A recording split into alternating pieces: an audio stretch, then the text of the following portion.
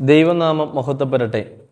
യേശുതമ്പുരാന്റെ രക്ഷാകരമായ സുവിശേഷം ലോകമൊക്കെയും പോയി പ്രഘോഷിക്കുവാൻ തങ്ങളുടെ ജീവനെയോ ജീവിതത്തെയോ നേട്ടങ്ങളെയോ സമ്പാദ്യങ്ങളെയോ ലോകപ്രകാരമുള്ള ഒന്നിനെയും കൂസാതെ ഇറങ്ങിത്തിരിച്ച പന്തിരു ശ്രീഹന്മാരെ കുറിച്ചുള്ളതായ ഓർമ്മയിൽ ഞാനും നിങ്ങളും ആയിരിക്കുന്ന ദിവസങ്ങളിലാണല്ലോ നാം ഓരോരുത്തരും.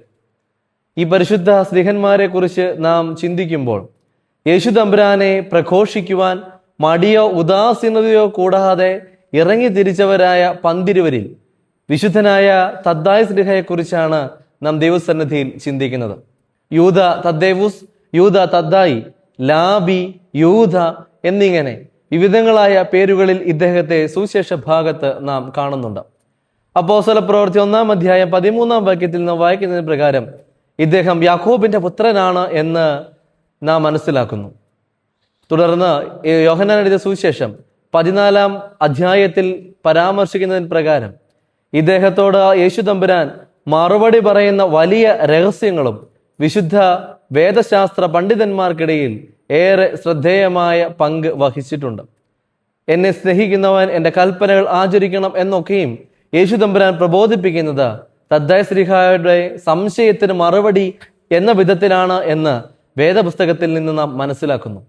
ഇദ്ദേഹം അറേബ്യയിലും പേർഷ്യയിലും മെസ്സപ്പൊട്ടോമിയയിലും പാലസ്തീനിലും യേശുതമ്പുരാന്റെ സുവിശേഷം അറിയിച്ചതായി സഭാചരിത്ര രേഖകളിൽ നിന്ന് നാം മനസ്സിലാക്കുന്നു.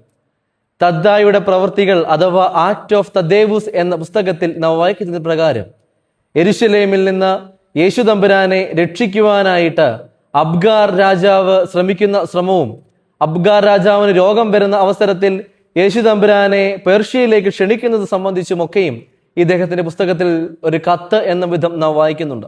അബ്ഗാർ യേശുവിന് എഴുതിയ കത്തും യേശുതമ്പുരാൻ തിരിച്ചെഴുതുന്നതായ കത്തും ആ പുസ്തകത്തിൽ നിന്ന് ഞാനും നിങ്ങൾ വായിച്ച് മനസ്സിലാക്കുന്നുണ്ട്.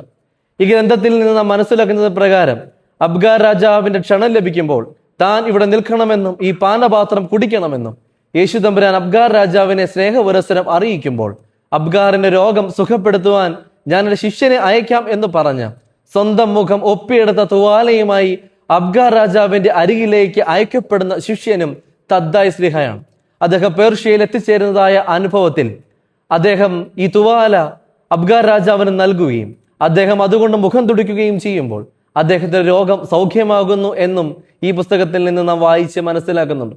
അപ്രകാരം അദ്ദേഹം പേർഷ്യയിൽ ശ്രദ്ധേയനായി എന്ന് നാം മനസ്സിലാക്കുമ്പോൾ അദ്ദേഹത്തിന്റെ നിര്യാണത്തെ സംബന്ധിച്ച് ഭൂരിപക്ഷം ചരിത്രകാരന്മാരും പറയുന്നത് അദ്ദേഹം ബദ്ഗാദ് എന്ന് പറയുന്ന സ്ഥലത്ത് വെച്ച് സ്വാഭാവികമായ മരണം പ്രാപിച്ചു എന്നാണ്.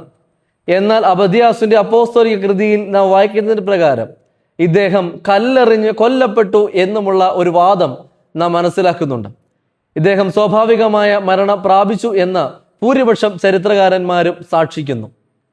ഒക്ടോബർ മാസം 28-ാം തീയതി പൗരസ്ത്യ സഭകൾ അദ്ദേഹത്തിന്റെ ഓർമ്മ ആഘോഷിക്കുന്നു. മറ്റു സഭകൾ ജൂലൈ മാസം 12-ാം തീയതിയും ഇദ്ദേഹത്തിന്റെ ഓർമ്മ ആചരിക്കുകയാണ്. ഈ പിതാവിന്റെ പ്രാർത്ഥന നമുക്ക് കോട്ടയാകട്ടെ എന്ന് പ്രാർത്ഥിക്കുന്നു. വിശുദ്ധ ഗ്രന്ഥത്തിൽ യേശുതമ്പുരാന്റെ സ്നേഹനിധിയായ ശ്ലീഹായി നിലകൊള്ളുന്ന തദ്ദായി ശ്ലീഹയുടെ പ്രാർത്ഥനയിൽ നമുക്കും അഭയപ്പെടാം. അതിന് നോമ്പ് കാലഘട്ടം മുഖാന്തരമാകട്ടെ എന്ന് പ്രാർത്ഥിക്കുന്നു. ദൈവം അനുഗ്രഹിക്കട്ടെ.